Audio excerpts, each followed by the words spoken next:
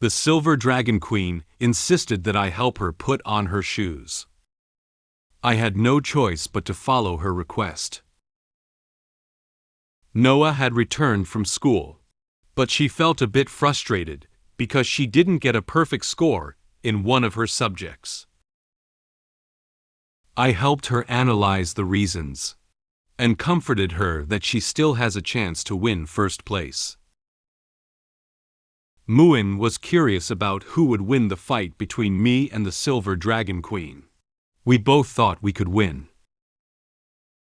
Since we were both dissatisfied with each other, we decided to go to the training ground and have a fight to determine the winner. Roswitha and Leon are still on the training ground. Roswitha sat on the bench with her hands crossed in front of her chest. She pointed to her shoes with her foot and said to Leon with a triumphant expression, "If you want to thank me, help me put on my shoes." Leon stood in front of her, his hands tightly clenched into fists. He glared at her angrily and said, "Huh? Do you want me to help you put on your shoes? How is that possible?" Leon remembered the incident where Roswitha had asked him to help her wash her feet before. He approached her, bent down, with an angry expression on his face, and pointed at her with great dissatisfaction. "Helping you wash your feet last time was already humiliating enough.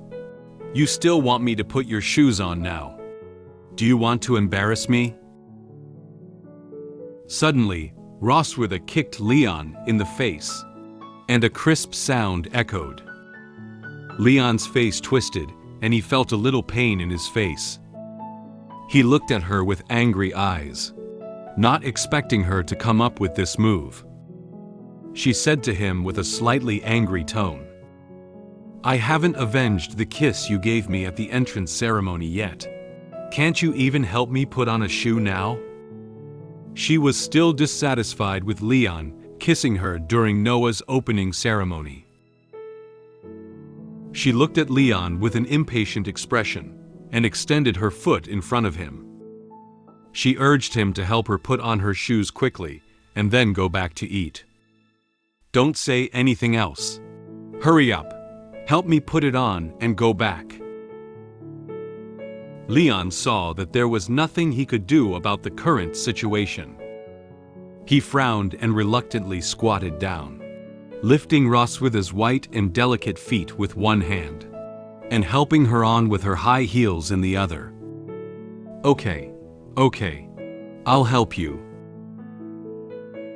Roswitha lowered her head and watched Leon's movements, slowly revealing a smile on her face. "You say you're unwilling to help me put it on, but your movements are pretty quick." Leon replied to her words with a mocking tone. "Well, putting shoes on you is much simpler than nailing iron solace to a donkey's feet." Roswitha recognized Leon's hint and mockery, and her expression changed from a smile to anger. She frowned and was very dissatisfied with what he said. She angrily kicked the foot with her shoes on hard, wanting to kick Leon's face again. However, Leon had just been kicked once, so how could he be kicked again? With the lesson just now, he won't let Roswitha kick him. He nimbly leaned back and deftly dodged her attack. Leon felt particularly happy because Roswitha failed to hit him. Then, he ran back to the castle quickly. As he ran, he turned back with a smug expression and said to her, "As long as I run fast, you can't hit me." Roswitha couldn't chase after her immediately because her other foot hadn't put on her shoe yet. She could only watch Leon quickly leave his sight while angrily clenching her fists and cursing him in her heart. "What's the use of running so fast? Just you wait tonight." A few days later, the weekend arrived. Noah was coming back from school. Leon, Roswitha, and Muin arrived at the lawn, not far from the entrance of the Silver Dragon Temple to greet her. At this moment, a dragon roar echoed through the sky. They looked up together. Muin waved his hand to the sky and said excitedly, "Look, look!" A huge dragon appeared on their heads. Upon seeing such a large dragon, Muin was very excited to jump and wave her hand. Leon also seemed to be seeing a dragon of this size for the first time. He was very surprised by this. "Oh, this dragon is several times bigger than what you look like after transforming. This giant dragon is named Leviathan. It is mainly gray in color with blue-green wings. It has something on its back that looks like a carriage. This volume can accommodate hundreds of young dragons." That's right. It's a transportation vehicle specifically designed to pick up and drop off young dragons. Leon looked up at the giant dragon in astonishment, while Roswitha standing behind him was no longer surprised. She crossed her hands and explained to Leon calmly. "Giant dragon Leviathan, with a huge body but weak combat ability, usually plays the role of a transporter in the Dragon Clan due to its exceptional endurance and emotional stability." At this moment, the giant dragon Leviathan stopped on their heads, and a blue magic beam of light descended from its body to the ground. Leon carefully observed Leviathan while raising a doubt to Roswitha. "Emotional stability?" She continued to explain to him. It's said that a Leviathan wouldn't even lose its temper once for thousands of years from birth to death. So the Academy used them to transport young dragons." Noah's figure appeared in the beam of light, her school uniform swaying slightly in the wind, and then standing steadily on the ground. She opened her eyes, still expressionless as usual. She greeted Roswitha with a calm voice.